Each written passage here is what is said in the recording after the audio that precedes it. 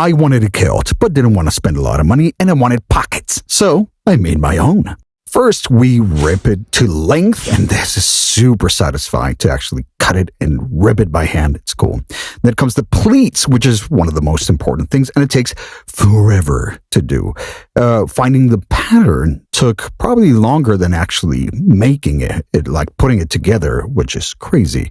Then you just kind of put it together just to see how it is. Not quite the final stitch, but look at that. It looks cool. And look at these little bunnies. Oh my God. Then you press the pleats and then you try to basically sew the first maybe like 6 or so inches. But when I tried, it kept getting offset. So it was terrible. So I had to do it by hand. I had to redo this like 4 times and it was awful. So it's a little messy because I don't have a whole lot of experience, but it works. I needed some inspiration since it was a lot, so I went with Lagavulin 11, which is beautiful. We actually visited the Isle of Islay and the Lagavulin distillery last year, and it was the most incredible experience of my life. I loved it. This is the pockets. I am so happy. Like a big inside pocket and then an outside one for the phone and things like that. Then trying to put it together. This also goes with a waistband, but unfortunately I sewed it improperly and it wouldn't actually close like the flap like the other one does. So I had to take it out all apart and then corrected it. And now it works. Cool. Then continuing on to sewing the waistband.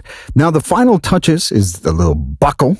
We will need 2 to fasten everything properly. So this is done by hand as well, since it was very small. Then the leather work. This is the actual little belt for the buckle. Burnishing and everything, making it look all nice and cool. Punching the holes and then doing the grommets. Is that what it is? Or is that a cartoon character? A claymation one? I don't know. Once we have both, we punch the holes to actually start sewing it onto the waistband. And there we go, everything by hand. One of the very last steps is sewing the hole for the belts to go through. That's done. Adding some little loops for the belt so it stays put. And then we try it on for the first time properly, and yeah. I am really happy with how this one turned out. It was a fun experiment for me. I've never done anything like this. And look, it even has pockets. In Scotland, they told us that the kilt can and should be used by anyone. So this is my way of saying thank you.